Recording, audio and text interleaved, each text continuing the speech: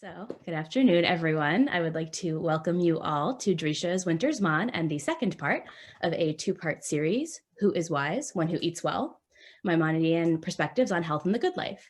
I do see a lot of familiar faces and names from earlier in the week, so I'm sure you all remember Sarah Zager. Sarah is a doctoral candidate in religious studies and philosophy at Yale University, where her research focuses on the influence of Judaism and Christianity on moral philosophy. And without further ado, Sarah Zager. Thank you, Sarah, for the introduction. And it's really lovely to see some familiar faces from earlier in the week. So just a quick reminder of where we are and kind of what we're going to be doing today. In our last session, we spent some time reading what I think is really one of the strangest parts of Maimonides' Mishneh Torah, which describes like a whole series of eating practices and health practices that seem quite specific and a little bit strangely placed for something that's in a halachic code. So we spent a lot of time thinking about like both what does this text mean for Maimonides in context? Why is he writing this in the way he is? And also sort of gesture towards thinking about what it might actually mean for us and what we might want to actually get out of it. So today we're really going to be doing more the second half of that. We'll have in the back of our heads this crazy text, but we will kind of see how different modern interpreters of it and modern poskim or halachic decisors who pick up on this chapter decide to use it for psak. And you'll see, right, I sort of gave a caricature last session of a version of using chapter 4 of the Mishneh Torah as psak, of thinking about it as like, okay, do I really am I really never allowed to eat carob in the same way I'm never allowed to eat pig? Obviously that can't be doesn't seem like that's really a tenable reading of Maimonides, at least one that doesn't seem to fit at all with contemporary practice. And you'll see that the postgame that we're looking at today find much more creative and wacky and interesting ways of rethinking the significance of this chapter. So that's our plan for today. We're going to look at a couple kind of pretty snappy little comments from commentators on the Mishneh Torah itself. And then we will sort of shift gears to spend the bulk of our time together reading a tshuva of Rav Chaim David Alevi, who was the Sephardi chief rabbi of Tel Aviv, died in like mid-90s, I think 1998, something like that. And read his tshuva about smoking, which contains a kind of a reading of these passages.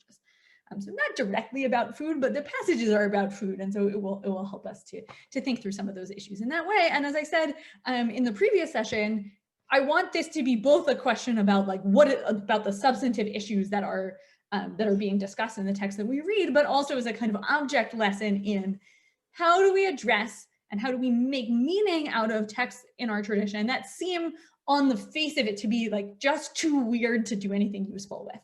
Not that they're like super problematic or disturbing, that's a different class, an important class, but a different class, but just texts that just seem kind of oddly out of step with our contemporary reality. So that is the goal of our time together today. So with that, I'm going to share screen. So I want to start with, as I said, we're going to do some kind of quick hits before we dive into the tshuva that's going to be the bulk of our time today. The first is a comment on that first Mishnah that we looked at before, which sort of states the general principle that the maintenance of a body is itself a kind of something that God wants and is a good end that we should seek. Now, I want us to, so we're going to look at a medieval commentator, the Migdal Oz, also known as Shem Tov ben Abraham ibn Gaon, who reads this passage. Before we start, one of the things that you should always do when you look at a commentary on a Jewish text is actually really read the Dibur HaMachil. Don't just like slip over it, the kind of initial phrase, so here, because if you remember, and we'll actually see this further down, if you remember the initial phrase, the sort of phrase they're quoting to comment on, which in English is highlighted, is actually a little bit different than Maimonides' original text. Maimonides doesn't say the maintenance of the body brings about a good end. He says it's part of the paths of God.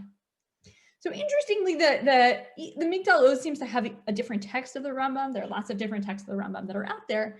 But it's one that seems to kind of naturalize even more than the Rambam does himself. Okay, so let's just read what he has to say. Seeing as the maintenance of the body in a healthy and sound condition brings about a good end.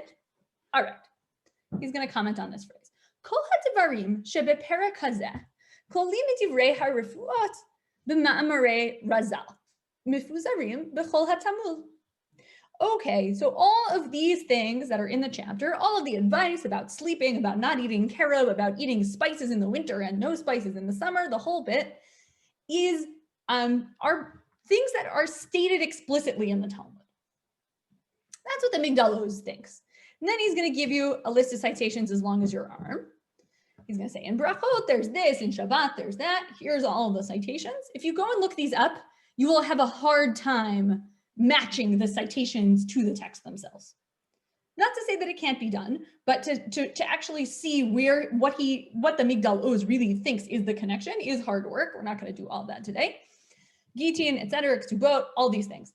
Uvakama mekomot, which means there are many other places where this happens. This is where the real fun begins. Vehem pratim pshutim v'tzrichim lekol v'hakol modim bahem. This is a classic commentator doing a methinks the lady doth protest too much kind of act, right? So he's going to say these things are all explicit and clear in the text, and also we need to say they're necessary, we need to say them, and everyone agrees about them. It can't possibly be that that's really true, because if it were really true, he wouldn't have needed to tell you that.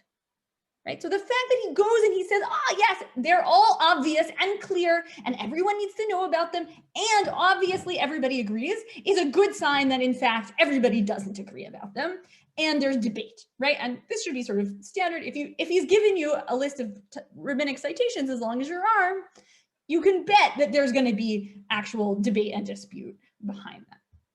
And the same is true here. But what I want you to see is that there is a tradition of reading chapter 4 of the Mishnah of Hilchot Deot as just a codification of text from the Gemara. That's it. There's no science involved. There's no medicine. There's no even just like general advice about what's wise to do. This is a codification of rabbinic law. On the one hand, you might say that's crazy, and you can see it's crazy because he's done this sort of methinks the lady doth protest too much, like, oh yes, everybody agrees, and it's obviously very clear act, which makes you think, what if it's not so clear?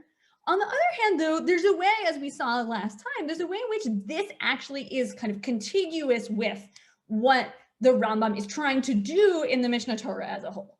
Because if the Mishneh Torah is supposed to be a repetition of Torah in the way that we described it last time, a sort of repeating of the oral tradition, then that better be what this is. This has to be based in oral tradition. So I want you to see that like there's a strong commentary tradition. I gave you Migdal Oz, but there's other stuff there who read the Rambam this way.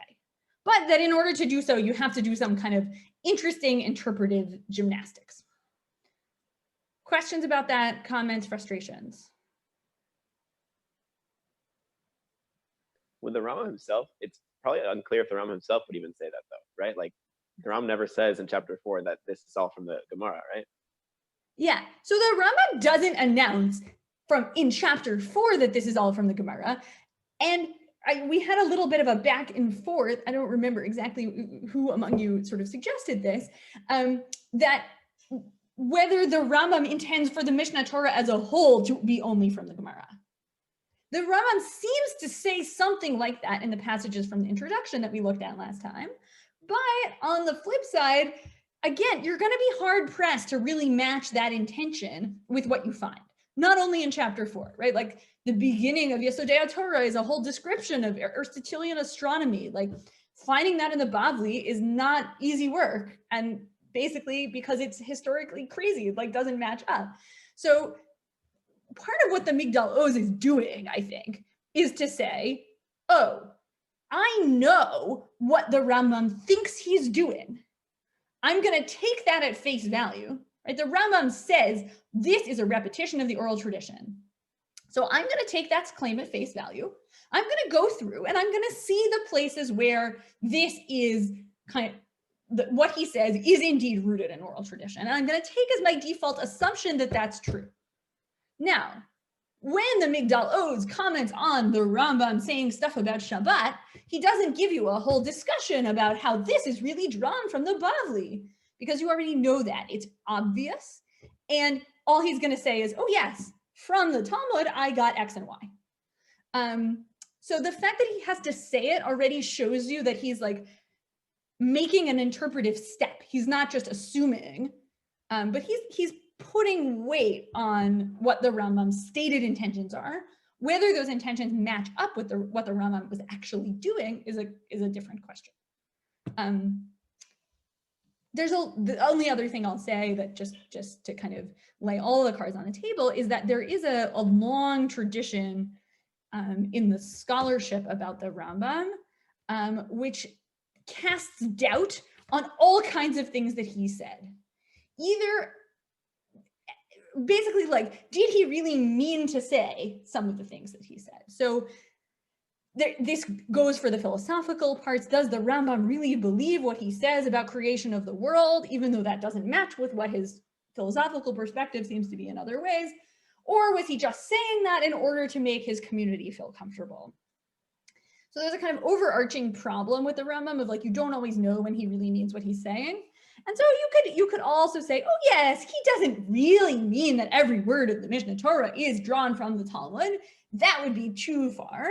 But he's saying that in order to make the code like really have an authoritative kind of status and serve the function that he wants it to serve, to kind of replace the oral tradition as the main locus of study for halakhah. So I hope that answers the question a little bit, but you see some of the tensions, and we'll see. Rav Chaim David Levi is also going to play out some of those issues. Okay, so that's, I think, approach number one is to say, I really believe, I'm taking the Rambam at his word. I really believe everything in this chapter actually comes from the Talmud, and then you've got to do a hard lift to show, in fact, that's the case. And in a certain way, that move is like very well, there's good precedent for it in the rabbinic tradition itself, because the rabbis do this with Tanakh all the time, right? They have some practice. They want to know, where does it come from in the Torah? So they do some gymnastics to show you that it comes from the Torah. So there's a way in which this is an old game that's just being repeated with the Rambam. Approach number two, which we hinted at, or Erwin hinted at last time, which is like, what if this is just good advice from the doctor? And there are other places. So the Rambam in Pirkei Moshe, which is like one of his medical treatises, where he just like records various kinds of, how to deal with X ailment kinds of stuff. He says, I have gathered all these things. I haven't written them myself. I got them from Galen and Hippocrates. Here's the stuff. And occasionally he departs from Galen and Hippocrates, but maybe what's going on in this chapter is just nothing to do with Chazal at all, just a list of the going medical practice. Those seem like kind of two opposite poles, right? One is to treat this as entirely traditional, and one is, if you're going to lean on this passage from the Rambam himself in Pirkei Moshe, you might say, oh, this is just medical advice, and it actually has really nothing to do with the rabbinic tradition. Can I ask a question? Please do. Sorry. Okay, so I came in a little bit late, so maybe you've covered this ground already. But after going through all the Hanukkah stuff and reading about the Rambam and his view of Greeks and so on, there was also a Greek aesthetic with the body. And there's a whole thing about why they were, the whole thing about circumcision and so maybe it's not a medical thing, but an aesthetic thing. And if Rambam sort of looked to the Greeks for his philosophy, he might have looked at them for their aesthetics as well. And being a doctor, maybe there's some sort of combination there, but I just tend to think that with him, you mentioned Rashi, who worked on a vineyard, so their times and where they lived and their philosophy, Judaism aside, I think played a role in somehow their advice. Right. So I think there's definitely the case that like the Rambam's experience as a doctor influenced what he says here, and also his rooting in the Aristotelian tradition influences what he said here. There is a sort of historical note that I think will help us unlock some of this, which is that the Rambam, we always talk about, oh, the Rambam reads Aristotle and he's engaged with Greek philosophy. But in a certain way, that's like kind of a lie, in the sense that it's not really Aristotle. It's Aristotle through the Islamic tradition of interpretation of Aristotle, which is less comfortable with some of the Greek aesthetic than Aristotle himself is. So this is a kind of fine-grained, like scholarly distinction, but it's actually helpful here. Because in the Greek version of the story, and Aristotle loves to talk about like doing gymnastics and the way that it can be helpful to you, right? And a certain kind of beautification of the body that the Rambam himself does not seem comfortable with. And there's a way in which the Rambam actually can sound more ascetic, more kind of like uncomfortable with everything bodily and more focused on just the life of contemplation than even Aristotle himself will seem. But Aristotle himself also has a kind of strong sense that the best life is one that is devoted basically entirely to contemplation. So even though there is this like Greek aesthetic of the body, it's not clear that the stuff that the Rambam says about the body is kind of plugged into that aesthetic. It seems like it's picking and choosing parts from the Aristotelian tradition, filtered through the Islamic sources that he's getting it from, which emphasize things like, you know, the Olympics as a kind of celebration of a certain kind of aesthetic body, as sort of uncomfortable and disconnected from the contemplative, like philosophical life that the Rambam thinks you're supposed to have. Yeah, my only point was that with gymnasiums and with the statues of Zeus, and you know, but if that's somehow in your brain, you're not. Yeah, I don't think he's so plugged into that, because he's only getting, right, remember, he's never in contact with like actual Greco-Roman culture. He's in contact with Muslims who read Aristotle in order to understand how to be a good Muslim. So he's not in contact with people making statues of Zeus. He's in contact with people who he thinks, right, Muslims who he thinks are better monotheists than he will ever be. So I don't think he's kind of clicked into that. And it's actually interesting then to see what Muslim commentators and the Rambam and kind of Rambam style Jewish commentators who come after the Rambam do with the parts of the Aristotelian tradition that seem kind of obviously idolatrous. Because, you know, Aristotle believes all kinds of crazy things that don't fit with either a Muslim monotheism or a Jewish monotheism. So the Rambam there, right, like I think it's important to remember the Rambam is engaged with Greek philosophy, certainly, but it's not kind of filtered through actual Greco-Roman culture. It's filtered through the Muslim interpreters that he's getting his texts from. And then my last thing was where he lived. I mean, just the diet in general in Spain was different than it might have been elsewhere. So I don't think they were so heavy on grains and breads as it might have been fish and chickpeas and things. Yeah, like so that. I don't know super a lot about like the actual diets of people living in medieval Spain and North Africa, but it may easily be that those things are part of it. And I don't know how well that matches up with some of what he says about like what you should eat in different seasons and things like that. But I think actually in a certain way, you've actually given us a like really beautiful pivot to the next step. Because what we're gonna do is read this tshuva of Rav Chaim David HaLevi. But in order to read it, we need to like take 3 steps back and read some good text from the Torah. We need to read some Dvarim, because in this text from Deuteronomy, you see the verse that kind of grounds the commandment to guard one's body. And you'll see that it's actually articulated in a context that's about idolatry. And one of the central debates about how to read this verse is about to what extent is this verse specific to idolatry and to what extent is it actually offering a kind of much broader commandment to guard oneself or one's body. So we're gonna jump in, read some good Torah, and then we will use that to kind of unlock the tshuva of Rav Chaim David HaLevi. So here we go. Okay. So we are describing what happened on Sinai.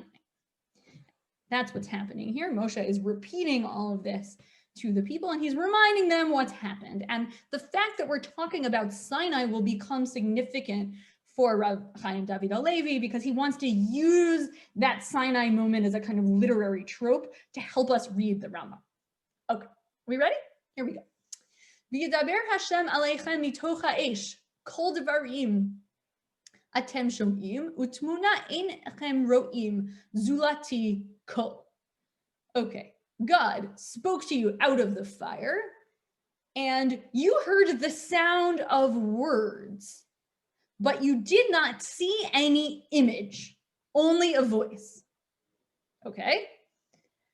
Fine. V'yaged lachem et brito asher tziva etchem la'asot aseret hadvarim v'yichtev'am al shnei luchot avanim. Okay.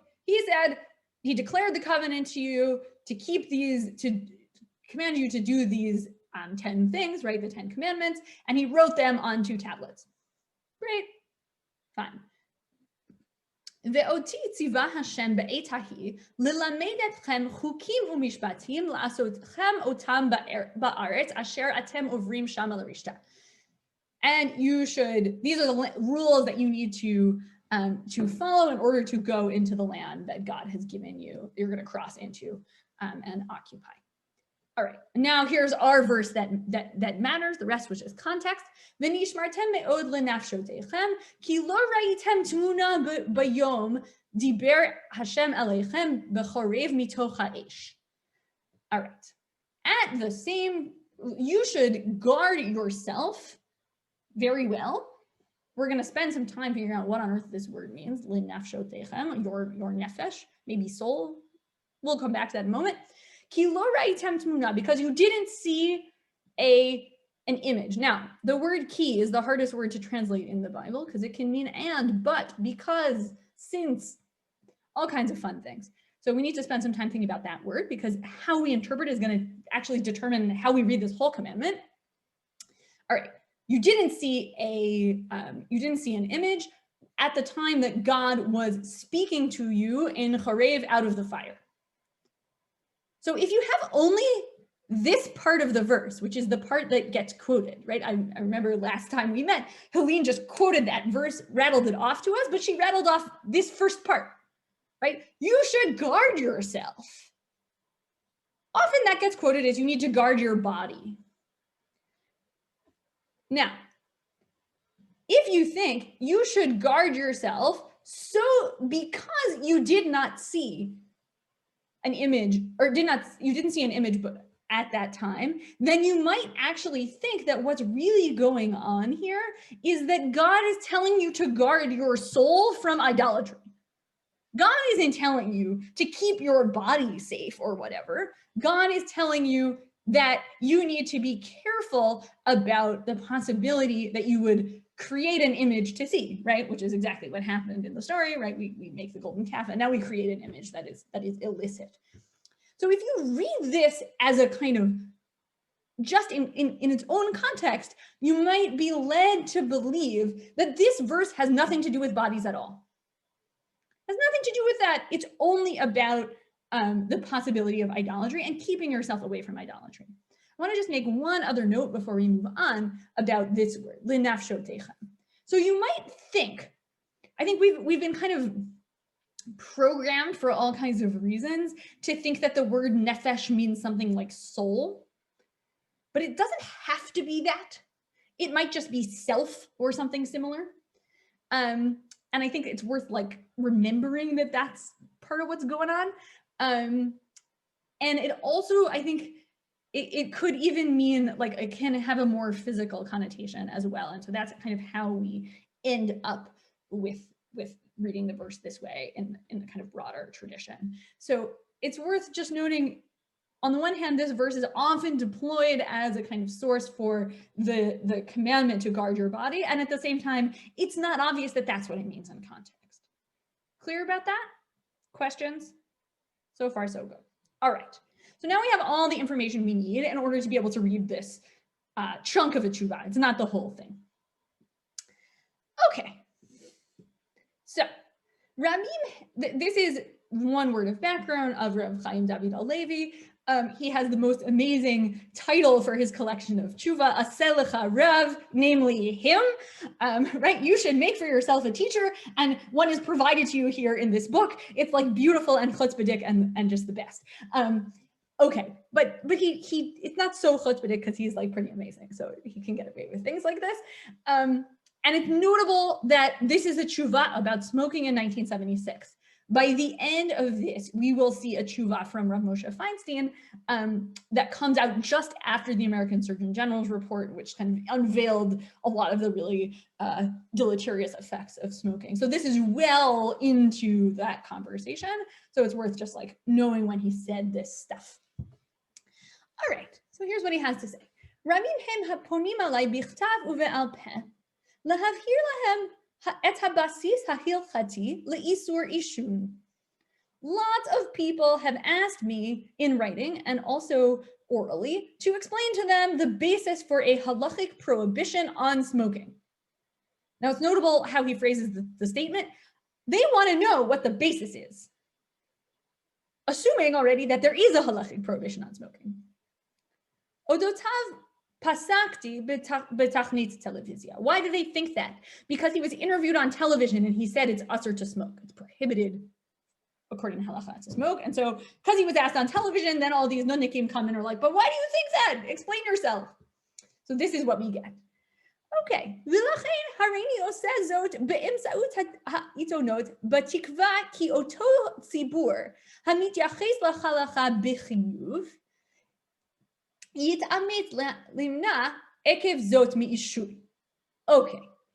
Therefore, I have decided to do this kind of in public, in print, in the hope that those who, that group of people, that public, right, who understand themselves as obligated by halakhah, will therefore like develop the strength to stop themselves from smoking. So it's interesting what he's trying to do here. He's writing this in public in Israel. He thinks that if he says it in public, in print, it will give people who already think of halakhah as obligatory and important an extra push to stop themselves from smoking that the health advice alone would not do. That is, I think, an interesting, right? It tells you a lot about the social situation in which he finds himself. And I think that the phrase that he uses, Hamit yaches lahalacha b'chiyuv, is actually really important in terms of understanding who he thinks his audience is. He doesn't say all of my kehila or whatever. He wants this to be a broader statement, not only for his particular Sephardi community in Tel Aviv, but kind of a broad statement of the people who relate to halakhah as in some sense obligatory. He's not making denominational claims, etc. I think he kind of knows that he has a platform and he wants to use it. Okay, so now he's got to do some work to show you where on earth you can get a halachic claim about smoking from the Torah. Because it's not obvious where that's going to come from. V'hazara haromezet b'Torah hi hapasuk rak yishamer lecha v'shamor lenafshecha v'chein hapasuk v'nishmartem me'od lenafshotecha. This last one is the verse that I just showed you. So the warning, and again, azhara is a kind of technical term in the Gemara, not just meaning warning in some kind of basic sense of like telling someone not to do something, but the negative commandment, right? So the Talmud will always ask, onesh for such and such is this, azhara minayin. The punishment for such and such is X. How do we know that it's prohibited in the first place? And they use the word azhara to ask that question. So he's saying the negative commandment not to smoke comes from these two verses, right? You should guard yourself strongly. Mehapsukim elu lamanu rabotenu chovata zehirut ushmira al hachayim ayin brachot lamed bet, etc. Okay, and from here, the various halachic decisors have learned that there's a general commandment to take care of your body. Now is where the fun begins. Because now we get our friend the Rambam. V'harambam pasak kin lahalacha v'zo lishona. All right, so the Rambam, I think, again, he chooses the word very carefully. Pasak kin lahalacha. The Rambam paskins this and actually forces it into a halachic context. which is a little bit of a weird phrase because he already told you that that there is a kind of halachic, like there's a negative commandment here. So the kind of perplexing the halakhah is like the Rambam makes a real decision, and that's where this stops. That's kind of where we end up. We agree with the Rambam. This is what the Rambam says. This is not our Rambam, but our Rambam is coming, so hold on to your hats. Kol hamichshol sheyesh bo sakanat nefashot mitzvat aseh lahasiro hishamer mimenu shene'emar hishamer lecha ushmor nafshecha. All right, this is he's done a little slippery zippery thing here. V'harambam pasaken lahalacha zeh l'shono. This is what the Rambam says, any stumbling block that a person has that poses some kind of mortal risk, right? The sakanat nefashot, mitzvat aseh lahasiro lihishamer mimenu. It is a positive commandment for that person to distance themselves from it and take it away. Okay? So that's not quite the same thing as saying there's a negative commandment against smoking, but he's saying there's a positive commandment to take yourself away from something that's potentially dangerous. And again, that in a certain way fits better with the verses, because the verses don't say don't do anything dangerous. They say take care of your body, which might be a different kind of thing. Okay. Fine. Harbe dvarim asru hachamim mipnei sheyesh bahem sakanat nefashot. Our rabbis prohibited all kinds of things because there is a mortal risk associated with them. V'kol ha'over alehem ve'omar harini misaken be'atzmi. Umal acharim alai bekach. O eni mafkid bekach. Makin oto makat mardut. This is like Torah for our times in a lot of ways, right? So the Rambam says any person who puts themselves in a situation of mortal danger, violates things that were prohibited by the rabbis based on mortal danger, I think is maybe a more exact way to put it, and says, I'm just going to go do this. I don't care. And what responsibility is it for you? Like, what do you care about this? This isn't my, like, why are you bothering me? This is my own thing. I'm going to take this risk. Or who says, I just don't care about this. I'm not paying attention. We give him lashes. The court comes and takes him out and gives him lashes out back. Okay. So next time you hear someone who's like, I don't want to wear a mask, it's annoying to me, you've got some nice Torah to teach them. No, don't do that. But I think it's okay. So what does he want to tell you here? Someone who violates the commandment gets punished. That already, if you read very carefully, will tell you there's a negative commandment. Not only is there a positive commandment to guard your body, but actually there's a negative commandment against like doing dangerous things. And we know that because the Rambam says you can punish people for it. On the other hand, if you have a kind of broad reading of the Rambam's Mishneh Torah, there are other cases where he seems to give people makat mardut kind of like out of thin air, and this is potentially one of them. So, you might have some worries about like reading this too strongly, given kind of the broader picture of what the Rambam does. Okay. Questions thus far? Yes, Sarah? Mm-hmm. Yeah, hi. From what I understand, that the halakhah generally does follow what the scientific data tells us, like you said about the Surgeon General warning about the smoking, right? So the question comes when there's no consensus about a particular health issue, what does halakhah do then? Yeah, so when there's no consensus, it gets much, much harder. But I also want to I want you to save that thought for the end of this year, because at the end, we're going to see somebody who's got the Surgeon General report and does interesting things. So hold on to your hat. But yeah, you're right. There are these cases where the science is unclear, and that's when the postgame have to get kind of creative. There's also, I think, a whole different set of questions about how it is that postgame developed their understanding about the scientific consensus, right? So like an example would be medical marijuana. Yeah, or like there are all kinds of examples where like,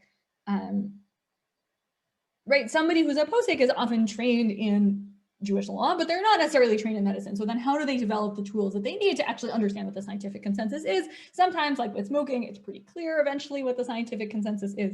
In lots of cases, it's harder. And notably, the Rambam is only talking about cases where the rabbis have prohibited something because of sakanat nefashot. It's not obvious, right? So like a good case is skiing.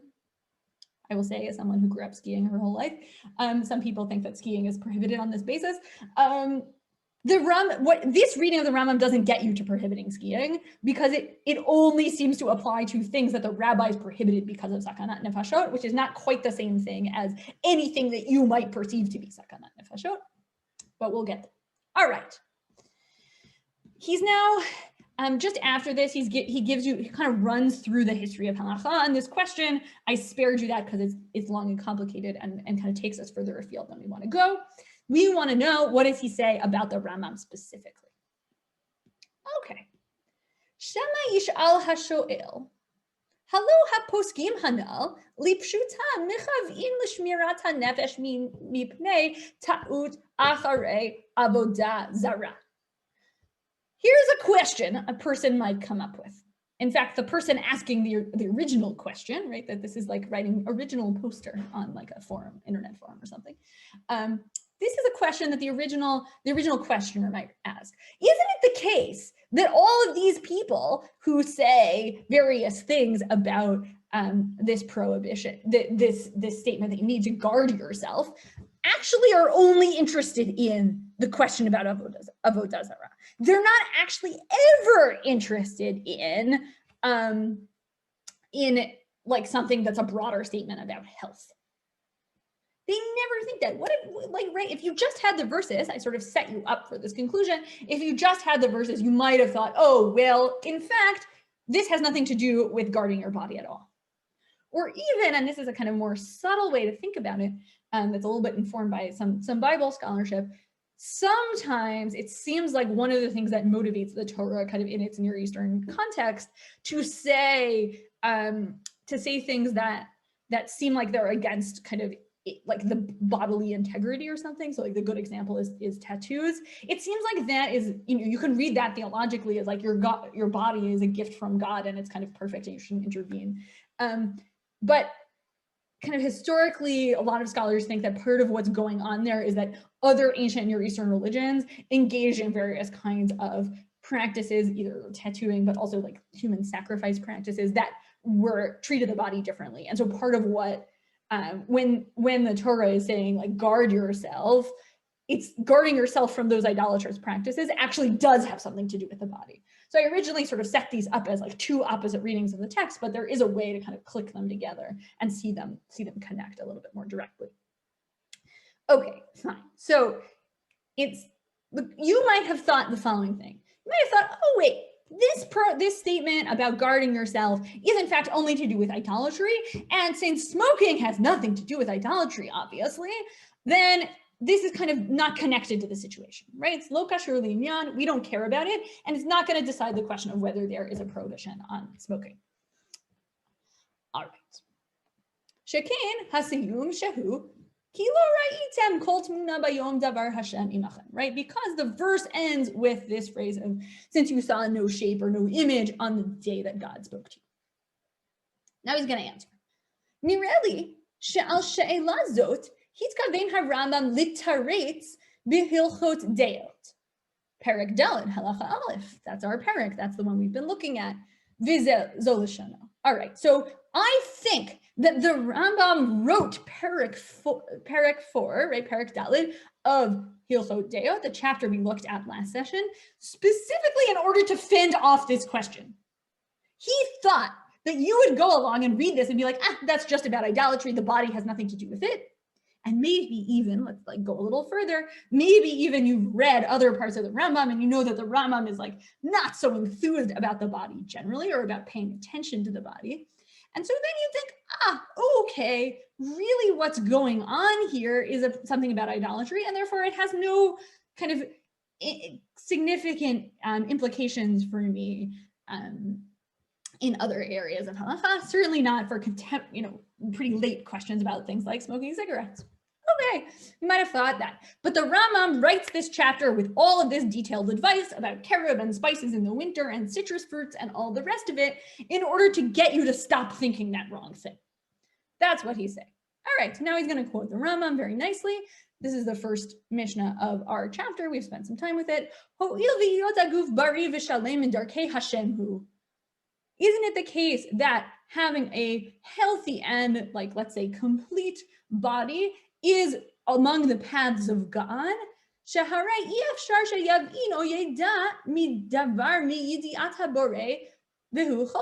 Because it's impossible for someone to know or understand the way, like the important things, to know God, basically, if the person is not healthy.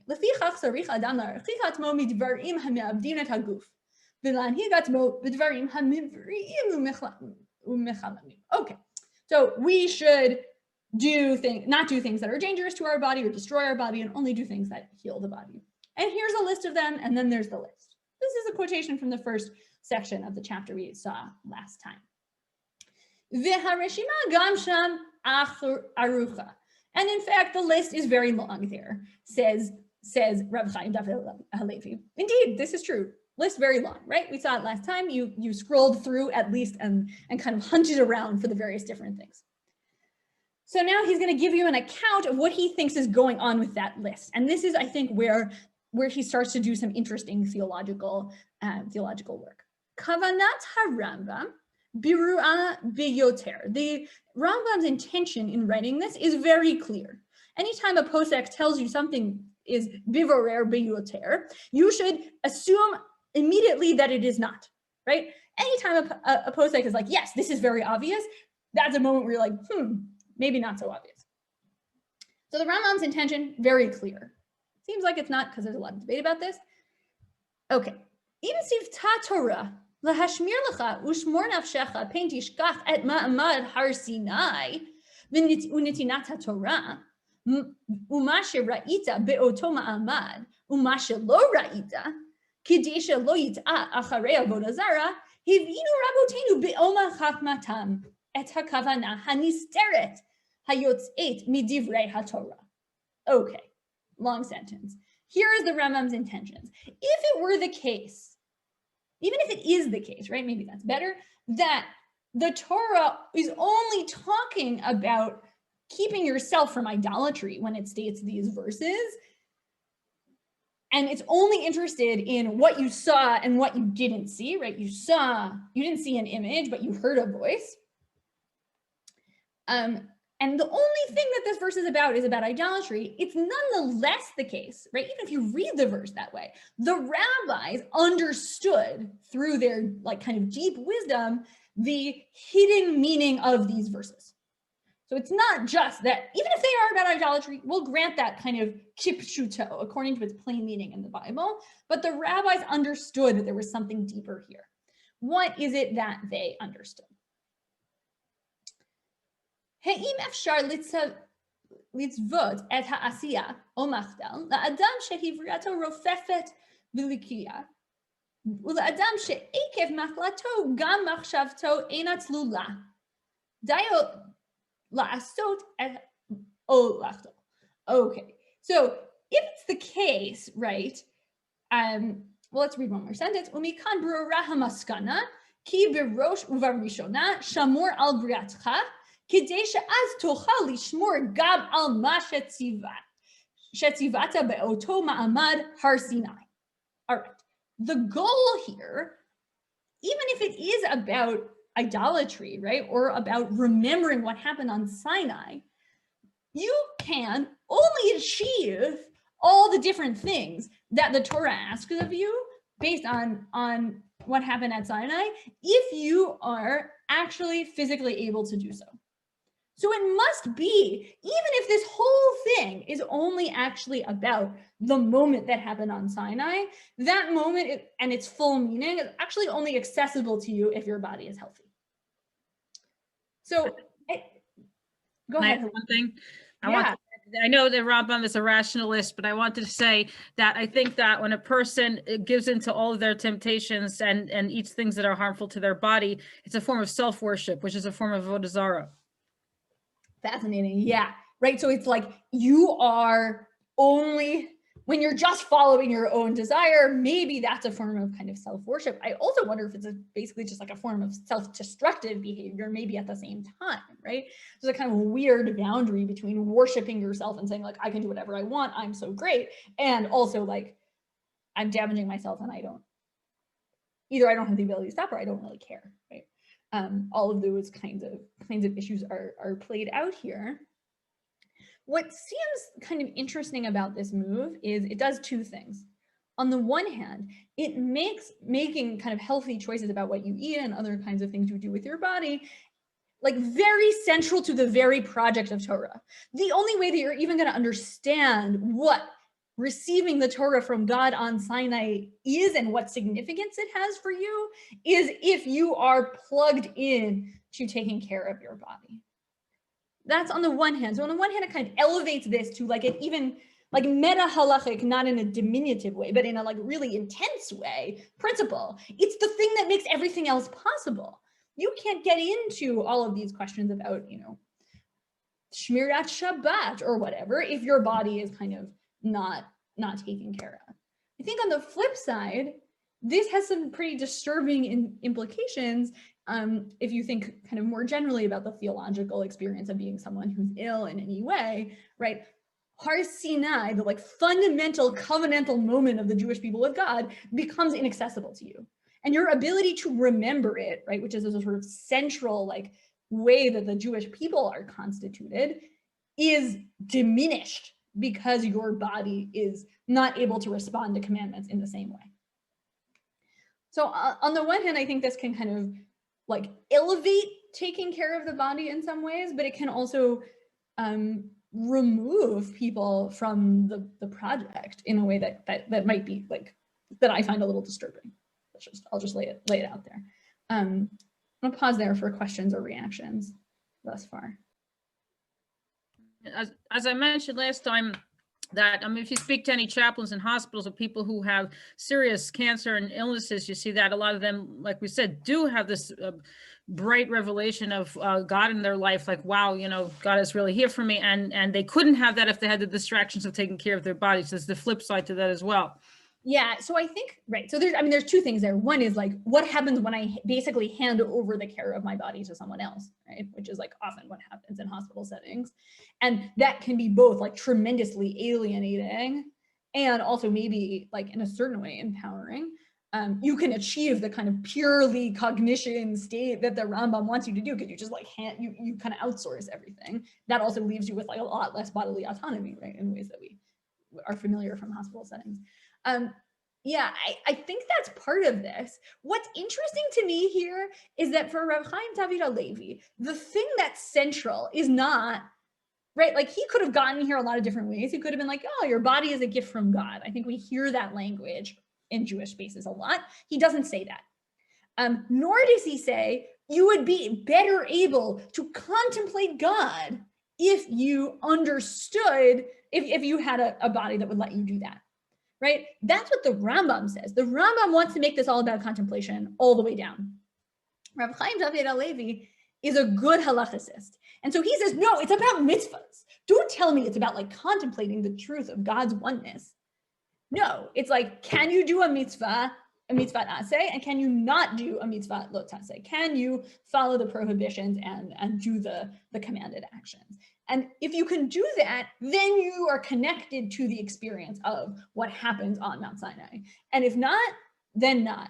So there's a different mode here. He's taken the Rambam's words and kind of twisted them and moved them into a kind of mostly halachic sphere as opposed to one that's about contemplation.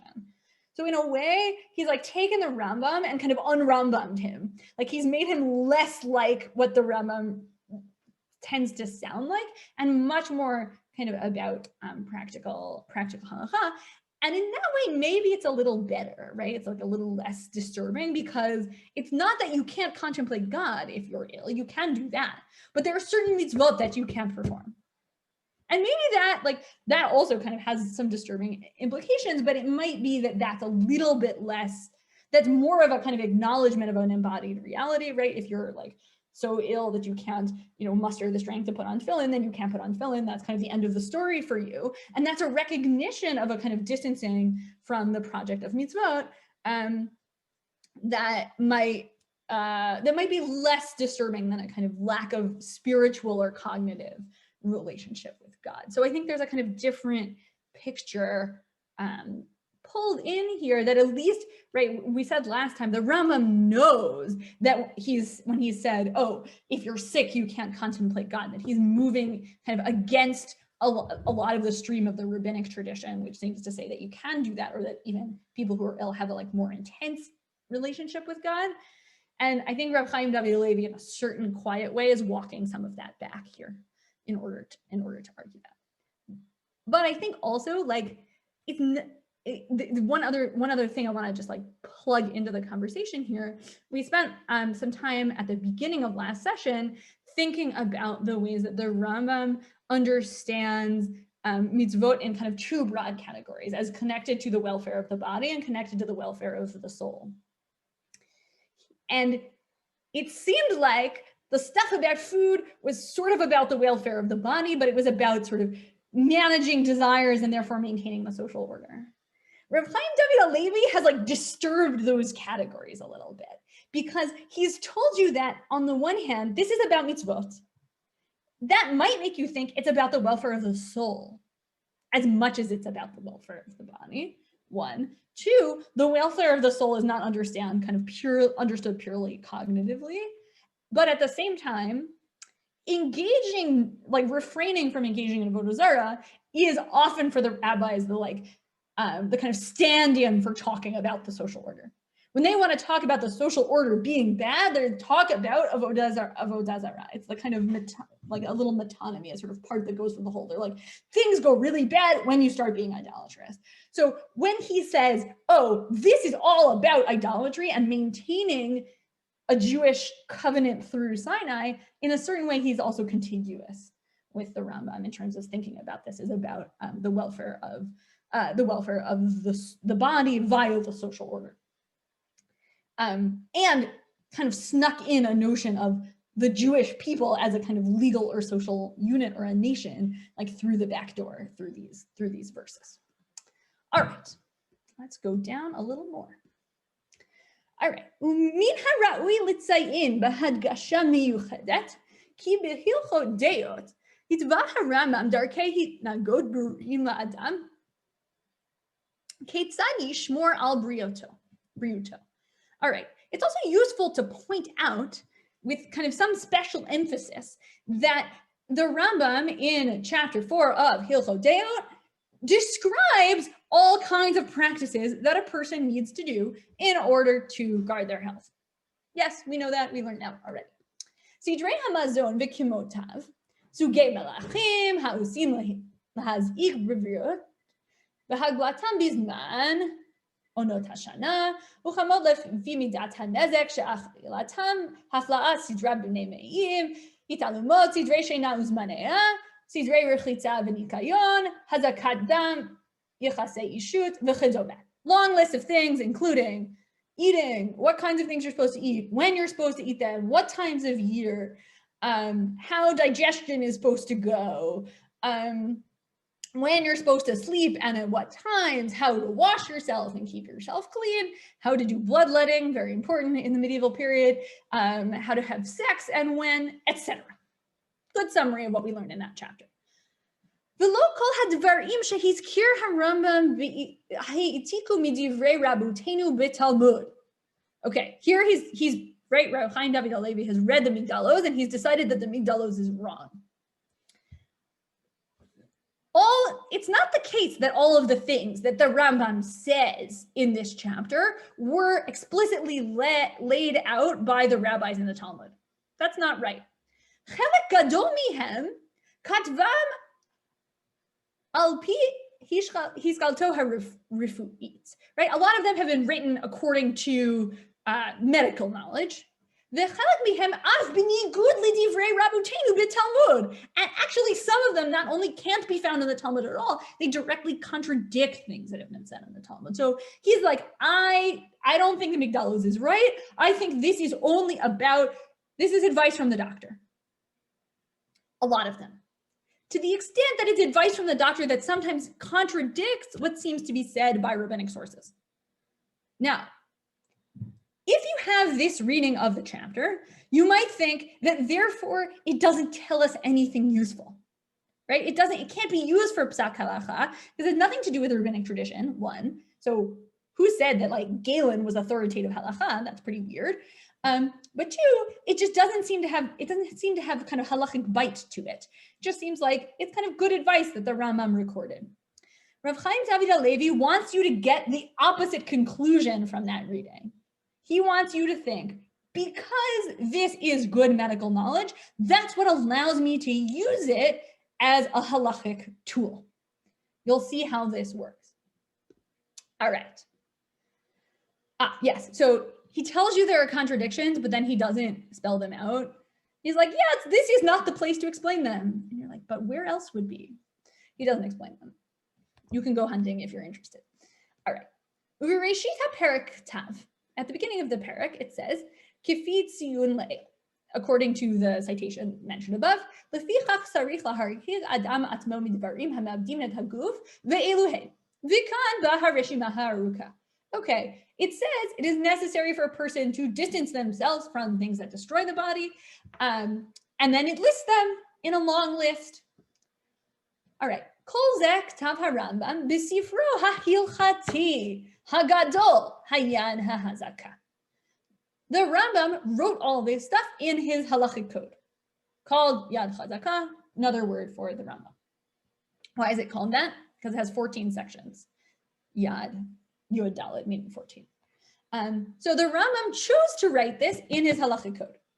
Lo hitkavin harambam bekach le'etzot tovot bilvad, ki zot haya oseh be'asrot sfarim achirim ve'igrot rabot shekatav.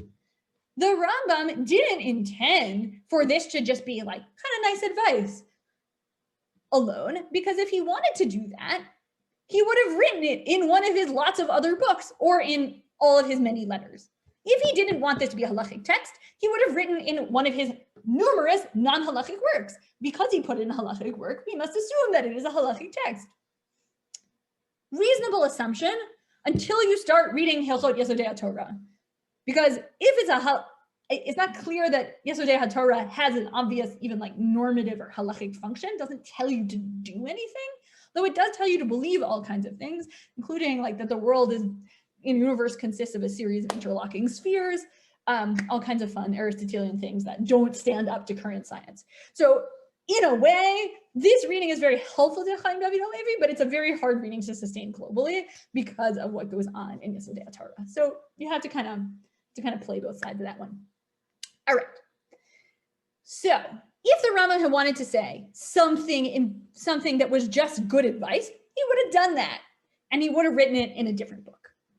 Kan hit kavin harambam leaf so halakhah. He wanted to give halachic psak.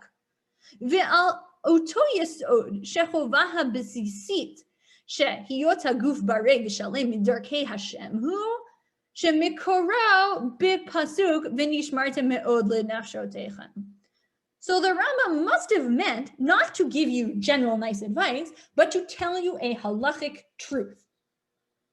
Now, the halachic truth, truth is the Rambam, halachic norm, or rule. The halachic rule is not never eat carob, right? Because Rav Chaim David HaLevi probably does eat carob, but it is instead, there's a halachic norm to keep your body healthy and whole, and that is among the ways of God. And he's like, in case you didn't trust me, I've got a nice pasuk for you. It is about guarding your soul or your body. And he can get away with saying that because he's already told you all this stuff about how we can read this verse as maybe being about idolatry, but only in some kind of derivative way. Okay. Me'ata, afki ikarim shel dvarim hu mishum briut, harei ke'asher nifseku halakhah ne'amru al kol adam mikoach kedushat halakhah. So thus, because the kind of even though the sources of these statements are about health, right? Even though the Rambam basically got all this from Galen and not from the Talmud, when he paskined them as halachic norms, when he made them into a halachic rule, they are said to everyone as if they, in a way that gives them the force, mikoach kedushat halakhah, from the force of the holiness of halakhah. Here, I think he wants you to hear something about Ma'amar Har Sinai, which he's told you 2 paragraphs earlier, right? He wants you to hear, this comes to you via the Rambam, this medical advice from Galen gets transferred into something that has the force of a halakhic norm. It becomes something that's holy. It's not just, oh, that's a nice thing to do, and someone who knows about it told you that it was a good piece of advice, and the way we get, I don't know, good advice about like all kinds of other practical matters in our lives, you know, like which car is a good car for when it snows a lot. I don't know, but you ask someone who knows about cars. Not that, it's not some sort of craftsmanship knowledge, to use a good Aristotelian set of terms. It's actually about the holiness of halakhah itself. So by putting it in the halachic code, the Rambam gave it a kedusha that it would not have had otherwise. Okay, this is the kind of claim that if you read it too quickly, you go, yeah, okay, I got it, it's halachic norm, good. And you miss the theological kind of stakes of the thing. What's at stake here is not just, oh yeah, now he's made it into a halachic norm. He's given the Rambam more power than the Bavli ever had in a certain way. He's given the Rambam the ability to state something as having the same holiness, the holiness of halakhah, even when there's actually no basis in the rabbinic tradition to do that. Often we say, you know, in a certain way, this is kind of plugged into a certain kind of das Torah discourse of like what the rabbi says in the name of halakhah has an inherent kedusha. But it's a little bit surprising coming from him and about the Rambam, because that mode of thinking is much less prominent in Sephardi halachic decision making. And so for Rav Chaim David Halevi to be saying it is like a little bit odd. And to be saying it about the Rambam specifically is also a little bit strange. So in a certain way, he's like, it's hard to know exactly. Some people might read this and say, oh yeah, he's plugged into a certain kind of, he's in Israel, and so he's had contact with Ashkenazi poskim, and he's plugged into a world in which the words of halakhah have inherent kedusha. But I don't know. I think it's also possible he's just making his own kind of innovative work here, and it's not just about a kind of das Torah story. It's something else. Okay. So it has the holiness of halakhah itself. כי כל דין אחר המבואר שם, וכשאין שום אדם מהרהר באיסור חלב או דם ובדומה, כך הוא הדין ביחס לפסיקה הנואבת מסכנת בריאות, משום שהיא מקודשת מכוח ההלכה. So just as no person would ever in their right mind kind of dispute the strength of the prohibition on chaylev, on prohibited fat. Now that may seem to us to be like a totally wacky prohibition that we don't think about that much, because I don't know about you, but I don't think I could point to the suet on an animal. But for a kind of rabbinic reader, that's a kind of classic version of an isur, of like something you would never eat. And the rabbis use it as an example all the time. So though it might seem kind of weird to us, it's actually kind of, you could replace it productively with like, you would never eat a cheeseburger. That's like the kind of cultural status it has. Okay, no person would go along and be like, oh yes, there's no isur on eating chaylev, that's crazy. Or on blood. Now it actually, now that I think about it, it may also be that these prohibitions are ones that seem like they could be kind of more health related than maybe others, right? Than like not eating the sciatic nerve, which seems like it just has a kind of status as a stated norm in the Torah with no obvious, has a narrative basis, but no obvious kind of health basis, but maybe blood has a health basis. A person should relate to the mitzvah of taking care of their body and avoiding danger in exactly the same way as they relate to these kind of obvious prohibitions of, let's say, eating blood, because they too have the status of the like holiness of the force of halakhah. That also is totally wacky, right? He thinks that something that is explicitly prohibited in the Torah has a certain kind of kedusha that should be exactly the same as something the Rambam told you, because he stuck it in his halachic code and therefore wanted to tell you that there was a basis for it. Now, there's a basis in the verses, but it's a little more attenuated than like don't eat chaylev, which is very explicitly stated in biblical law. Is that contrast clear? Yeah. So the Rambam has made Rav Chaim David Halevi has allowed the Rambam tremendous power, which is to create a set of prohibitions that have the holiness of the force of law that were not there beforehand. I think it's worth thinking about like the combination of kedusha and koach halakhah as two phrases here, kind of notable as a way of describing what the force of halakhah is, as something that is maybe like beautiful and set apart and not just kind of restricting your behavior. Erwin, is there something you want to say? Yeah, to what extent is it that much different than takanot of let's say Rabbeinu Gershom? That Yeah. also in the force of any other thing in the Torah. Yeah, so I think that it is in a way reading this passage in the Rambam as the force of something like Takanat Rabbeinu Gershom, but it's like a little bizarre because the Rambam doesn't announce it as such, right? Like Takanat Rabbeinu Gershom has like a kind of, there's like hoopla about it. It's like, hello, I would like to make a Takanah about this thing. And that's not really what the Rambam is doing. The Rambam is like, it is just right? It is among the paths of God to do this.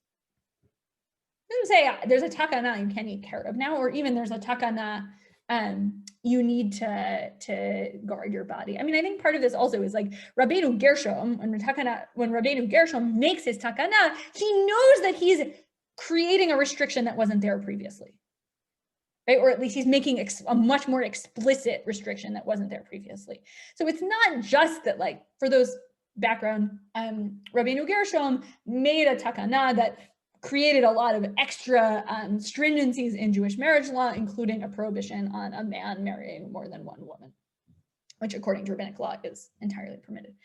And it obviously has gained very wide acceptance, at least in Ashkenazi tradition. But there's a way in which the Rambam doesn't announce himself as innovating here.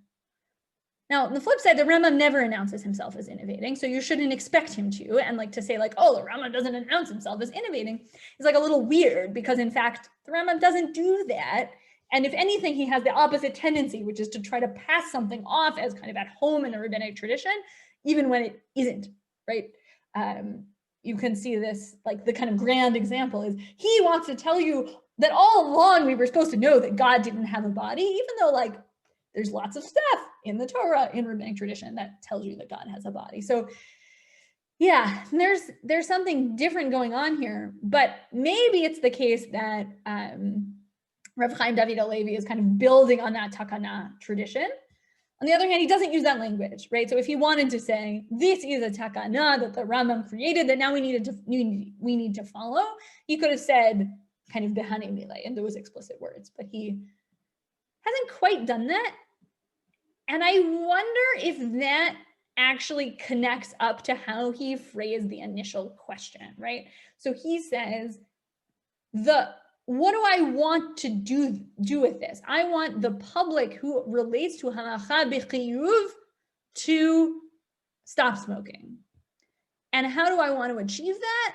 I'm going to tell them that it's just like not eating prohibited fat. So he doesn't have to create new rabbinic law. He just has to kind of link it up with existing rabbinic law. Is that helpful? Yeah? Okay. I want to add something, just listening to what you were saying again.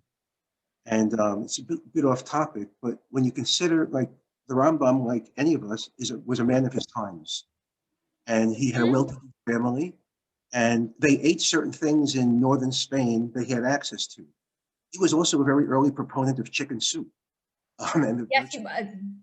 and There's a wonderful paper in some Spanish medical journal about that. Right. Yeah, he wrote about, you know, the benefits of that, but I think he had access to it. I don't know what kind of cook his wife might have been, but he certainly was eating things, the utensils, the way they prepared foods, the spices that he had access to in northern Spain. So he might have written whatever he wrote, wherever he might have born at whatever time, but he was at least writing in the context of what he had access to. And I think that kind of reflects, when you take a step back and look at like where he lived, what he experienced, or the culinary traditions, I think that can incorporate into what he was writing about. Yeah, I think it absolutely does, right? Like, I think that if you, and like, this is one way to play this out. If you look at American dietary advice about what is healthy and what is not, it probably does not include much data about whether you can eat carob. Because there's no carob here. Nobody really eats carob except in like strange, you know, again, as I said last time, poor substitute for chocolate. There's a way, so yeah, it's absolutely the case that the Rambam is talking about the foods that he knows about and that he has access to, and that people around him eat and he thinks it's a good idea, or people around him eat and he thinks it's a bad idea. The question for us is, given that we don't live in Spain, what do we do with this text, which has all kinds of information about, you know, when to eat citrus fruit? I mentioned last time that, like, you know, he says to eat citrus fruit in the summer, but that's kind of odd. And in the American context, we tend to eat more citrus fruit in the winter. So what's that about? I think, again, this sort of takes us back to the meta question of what do we do with texts that are weird? What do we do with texts that surprise us, or that just don't fit our contemporary reality, right? So I live in New England. I don't actually have, like, a lot of the foods he mentions are like things that aren't really available to me. So it's bizarre then to say, well, this has the kedushata halakhah for the specific things. So then we have to take a step back and do a kind of broader, different kind of interpretation. Rami, was that a hand? Yeah. Amazing. I was going to ask, and it's also based on the point about, you know, Rambam's man of his time. It seems like this tshuva is basically what it's doing is, I mean, I'd imagine that the author of tshuva wouldn't say that what the Rambam said is halakhically binding, but it's more like he's saying the framework of what the Rambam did of like this medical advice is probably halakhically binding. Isn't then that, does that mean that we, based on this tshuva, would say whatever is scientifically accepted as like the healthiest way to live, that's halakhically binding, and like who gets to decide what's scientifically accepted, and like is that what's going on? Like that's the framework of like whatever is like accepted in that day as being what's healthy, that's what you should do. Yeah, I think that's basically what he's saying. But I think there are ways to read it as more or less expansive depending on your predilections. So you could take this tshuva and say what he's saying is the best scientific advice about how to keep your body is what you have to follow, and that has the force of halachic norms. It's the same, right? And so if your doctor tells you, I don't know, to eat less salt, then eating a bag of potato chips is halachically equivalent to eating chalev or dam, prohibited fat or blood. That's like a big statement, right? It has a kind of huge, just think about all the craziness that we do for kashrut. Imagine if we did that for things our doctors told us not to eat, right? That's a big, right? Or our dietitians tell us not to eat. That's a huge shift for the way that we think about what our eating practices are. So I think you could read this in that maximally expansive way. On the other hand, I think you could read this a little differently. He is writing this in the 70s when it's very clear that not only is smoking like a little bit bad, but smoking is really bad. And even doing it in a limited way can be really, really harmful, right? So maybe it's not so bad to eat potato chips once in a while, but if you eat them all the time, it would be really bad for you. But like, you know, you do it in a certain kind of moderation and it could be okay for you. That's not the case that he's talking about. And so some of this will turn on whether you think in the end for Rav Chaim David HaLevi, this is a story about a positive commandment to guard your body or a negative commandment to avoid things that are obviously dangerous. If you think it's the second thing, then this might only apply to sort of not doing things that are overtly horrible. Let's put it in those terms. And things that are kind of murkier or need to be done in moderation, you might take the Rambam's general advice about sort of taking the middle path, but you don't need to follow the scientific consensus to a T, and it's possible to eat ice cream or whatever. So I think you can read this either way. Again, no matter what you do, even if you take the narrower reading, you say the only thing he's really prohibiting are things that are like off the charts horrible. You got to decide what's off the charts horrible. And there can be a wide range of things that fall into that category. I will say my Moriva Rabbi, my dad, is a doctor. And once I have a very distinct memory of as a young child eating a piece of like skin off of a chicken, like a roast chicken, and him screaming, "That's worse for you than cigarettes." And like, okay, is that really true? Like, I don't know, the consensus about fat has changed. But there was a way in which for him, it was like, well, that's obviously horrible. And to me, it was like, okay, if I do this a little, it would be sort of fine, man. Like, you know, in a broader picture, it could be okay. So I think there's murkiness about what, even if you say this only applies in this narrower category, you then have to ask yourself, well, who, you know, what falls into that category, and how do I decide what the scientific consensus is really demanding? It may be also on a more local level that this ends up saying, if your doctor tells you to do something, it's the halakhah says you got to do it. Helene, were you going to say something? Yeah, when the Rambam in Hilchot Zeo says mahalim ra'im, what does he refer? He's obviously not referring to ramen noodle soup. So what is he referring to? Yeah, so he doesn't like honey. He doesn't like sweet stuff, and he doesn't like fruits, especially dried ones. He seems to be kind of mechavein to like sugar is bad. Like I think he's kind of he already knows somehow that sugar is bad.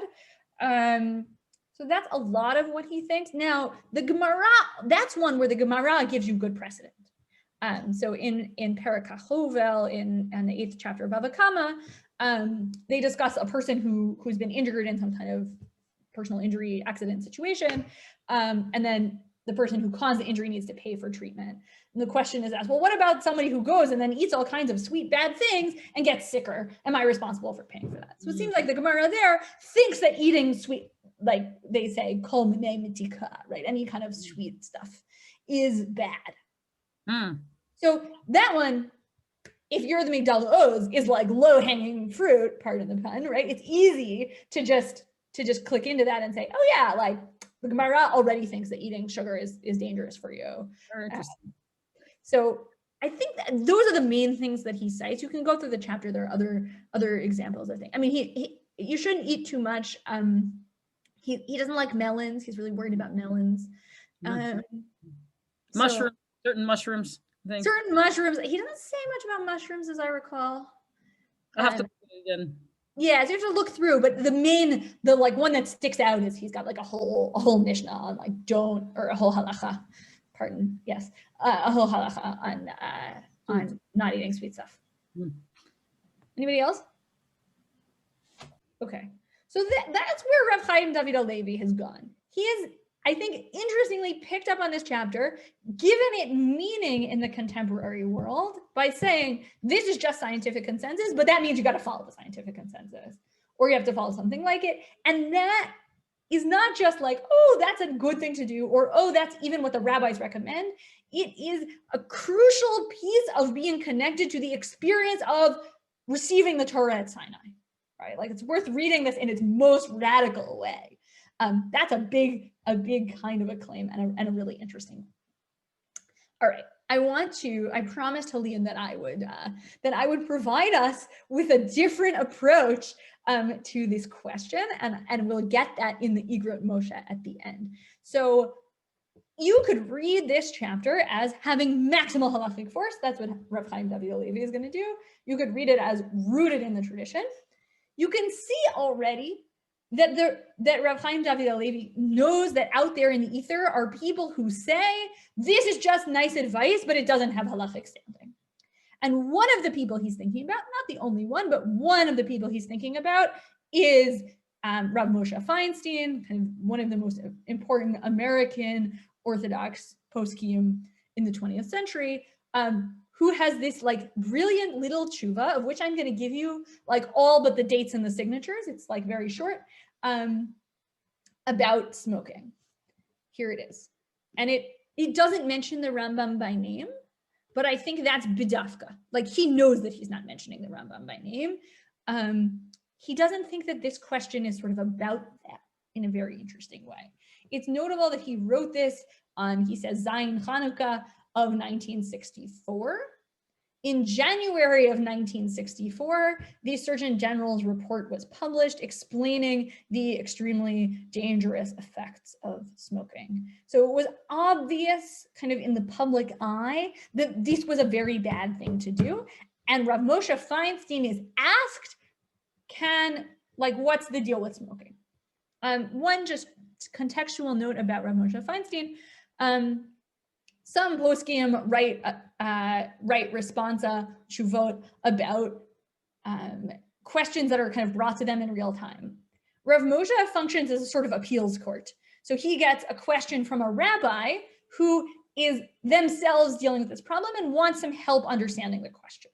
So somebody who's on the ground and they write to Rav Moshe and they say, Rav Moshe, can you help me out? And actually, I should have given you the first line where he introduces it, but he says, obviously, the person must be asking only about kind of whether it's bad, but not necessarily about whether there's like a strong source. So here we go. Oh, actually, no, I did give it to you. Great. I'm talking, here's a tshuva about whether it's okay to smoke cigarettes.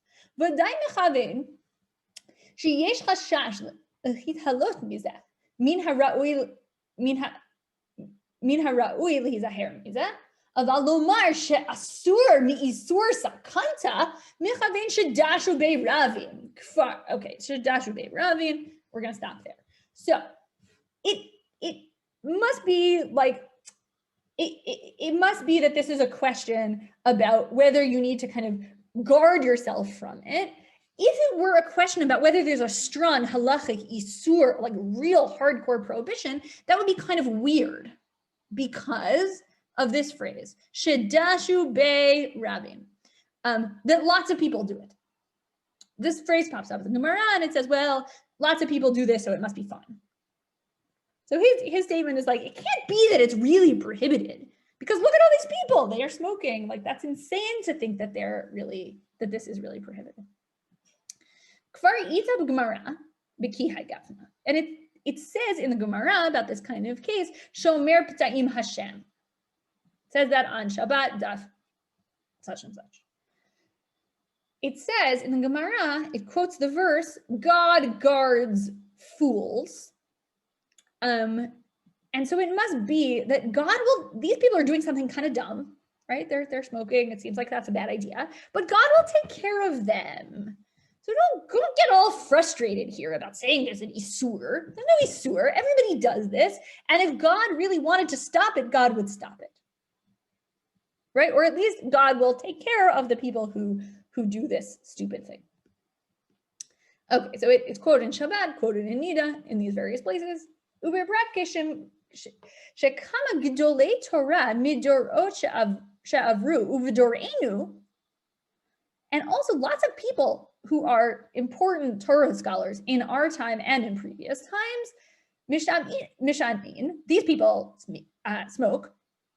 Umimela af elu shemachmirin lechush lahasakana lega isur lefi aniyut da'ati b'hoshaat esh uvegof gerufim lemisha mashem. Okay, so in addition, lots of people in our lots of important Torah scholars in previous generations smoked, and lots of them now smoke. So it's crazy to say that there's an obvious prohibition, because in fact, how could they be doing something prohibited? That would be too strange. And even someone who is extra careful about danger, and here he seems to almost be talking about secondhand smoke, about danger to others, don't need to. There's no prohibition even for those people. Especially about the like smoke and ash that comes out away from someone who smokes, right? So if you're super careful, about avoiding danger, you've sort of taken that on for yourself, then there's no isur for you to be near someone who's smoking, right? If you have Rav Chaim David Halevi's view, it's also usher to sit next to someone who's smoking. So on Rav Moshe's view, there's no problem, even for someone who's extra careful. And obviously, it's crazy to think that someone that it's like there's a strong prohibition on smoking. So I said, right, he doesn't quote that specific passage in the Rambam, but there's a way in which I think he knows that it's there and he's pushing it away by not quoting it to you. This is the entire tshuva. This is not like, there's not like 5 more paragraphs. This is like, and for Rav Moshe, that's like pretty snappy. He has a couple snappy ones, but this is one of them. And he just rejects it out of hand. Now the question is why?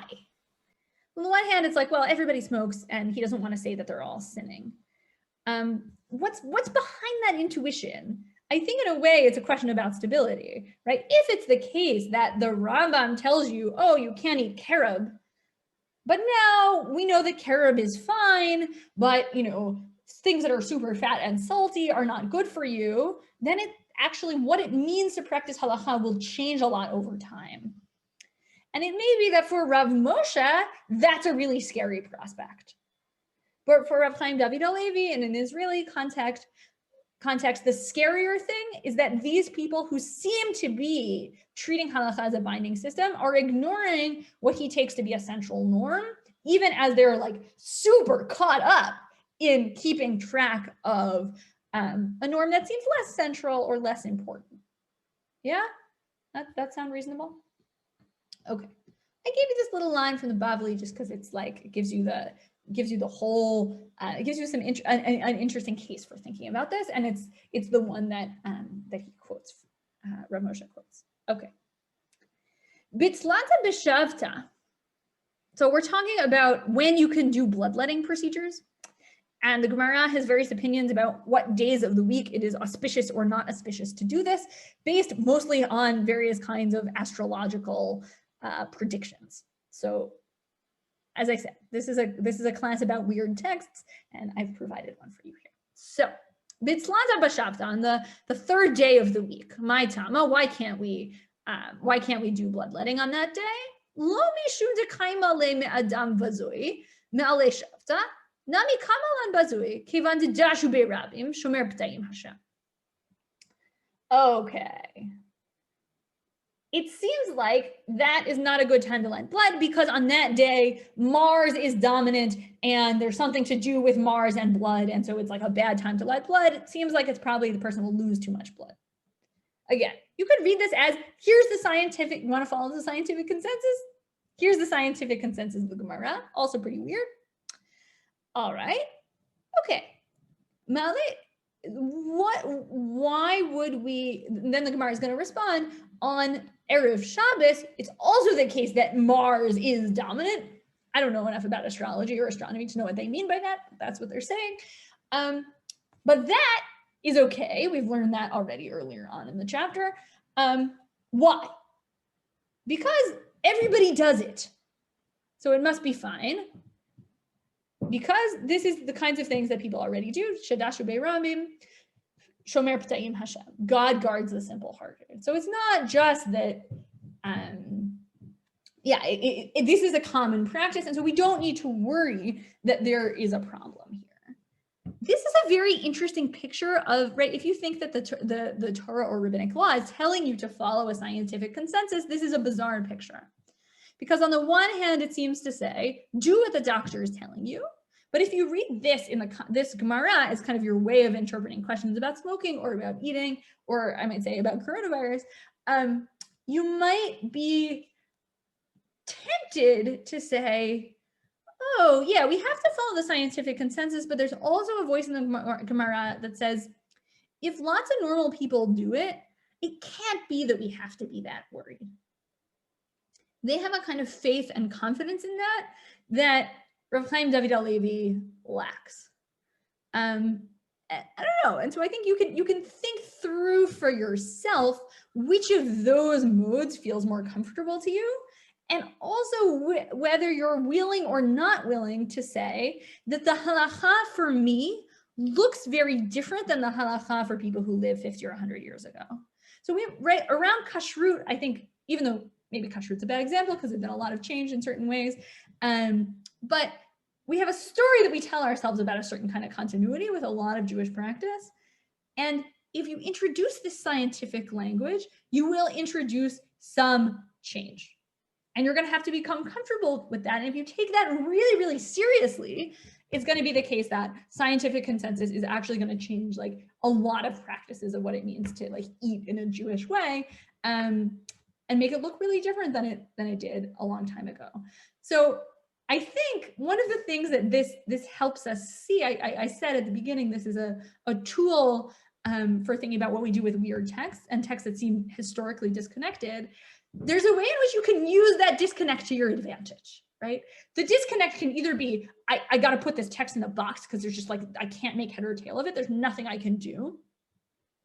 But I think in this context, there's another option that's open for you, which is once you recognize that there's that gap between you and the text, that allows you to see actually an opening for a kind of broader reading of what the text is doing, right? It's no longer about cherub, it's about keeping your body safe in some broad way, but it also allows you to kind of make sense of and accommodate that change and sort of put yourself in a position of continuity with the Rambam as opposed to a position of discontinuity by recognizing that like the advice changed over time, and that might be okay. And it might actually be that what it means to take seriously like the moment of Sinai, right? Like this fundamental moment that we often think of as a moment of continuity, right? Everybody was there, etc.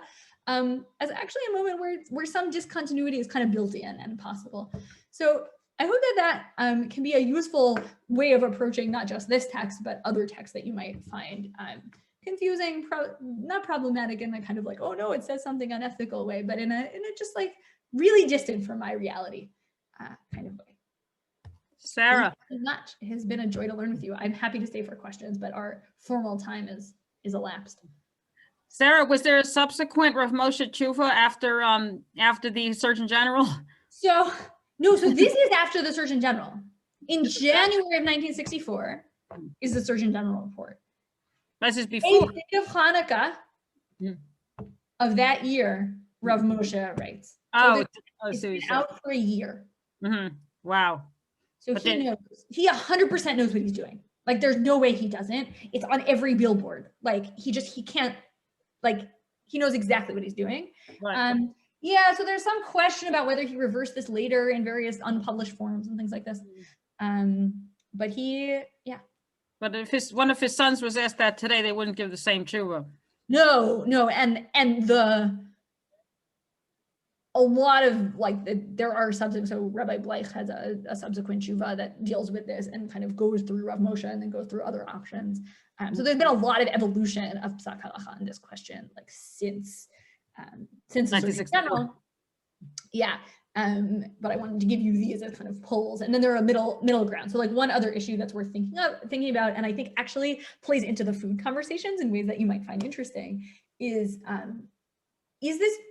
someone who's addicted to smoking like not liable for violating the commandment because they're anus, right? Because they're effectively forced. They don't have control. You're going to go around and be like, you're breaking a law that has some fundamental function in the Jewish people. No, they have no control over what they're doing. So that's another category that is important in this discussion, but doesn't make it into a shir about the Rambam.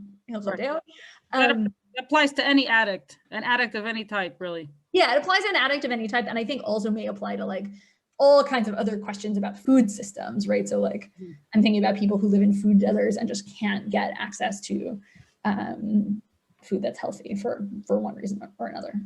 Right. Yeah. Thank you so much, everyone. It was a joy. Thank you. That's great. Thank you very much. I had a quick question.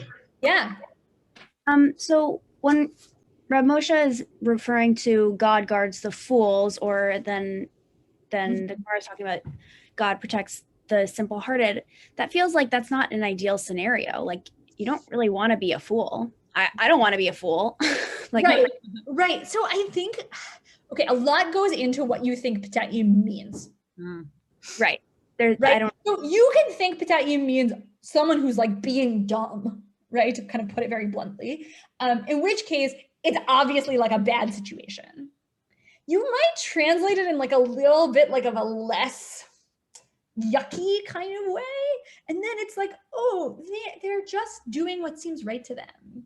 And there's some actually like God guarding them, right? If you want to take a kind of Rambam-esque naturalistic reading, what it means for God to guard someone who's simple-hearted or whatever is not like God swoops in and makes them not get lung cancer from smoking, because obviously that's preposterous, right? They do get lung cancer, but instead that there's some intuition that even the simple-hearted have, that like if everybody is doing some practice, it can't be that horrible.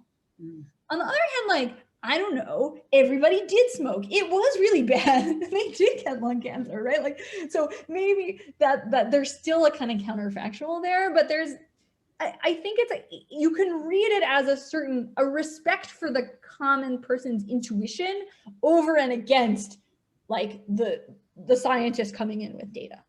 Well, and maybe that makes it like less bad, but yeah, like if you wanna, you can go around, like if you go look up in a concordance, right? Think about where p'ta'im was used. It's not those are not nice terms, and Torah dafka is supposed to like help you get out of that state. It doesn't seem like a good position to be in. It says machkimat peti, right? Yeah, exactly. Good. Right. So the Torah is supposed to stop you from being this kind of a person. So then it's like, well, okay. But I think when the Gemara quotes it, they don't seem to think that these people are doing something all that bad. We're naive. They're naive. They're naive, but like, I don't know how naive they can be, because I think part of what's going on here is that there's a braita that says you can't let blood on the third day of every week, and they can't for the life of come up with a reason. So they come up with this astrological reason, and the Gemara is like, no, I have a good kasha. That doesn't make sense. Mm-hmm. But it's not like to say that it's, and then they resolve the kasha in a kind of flippant way. So I don't know how strongly we're supposed to read that, as opposed to just like it's a step in the kind of shaklavataria, the like give and take of the rabbinic argument. Is that helpful? Yeah, thank you so much. So interesting. Thank you, Sarah. Thank you. So nice to see you again. Sarah, I just want to end with one thing. I have to go. Is that I met a Israeli rabbi that I knew 20 years ago from Brooklyn. I met him here in Philly, and he looked the same energy, same vitality as his wife. What is his secret? He said he follows the Rambam's guidelines exactly. There we go. Okay. He didn't look one day older than he did 20 years ago in Brooklyn. And he came here to speak. Guys, that's what his wife says. And the other thing she said is, Ani lo mafriya lo. I don't bother him. Yeah, I was talking to a friend about teaching this year, and he reported to me a story about his Rebbe who refers to pizzas as igule hamavet hazot, which I think is amazing. So, yeah. Funny. Okay. Thank you all so much. It was a joy to learn with all of you. And hopefully you'll come back and learn in another Drisha program soon. Okay. Thanks for the great work. Bye. Thank you, everyone. Have a great rest of your day.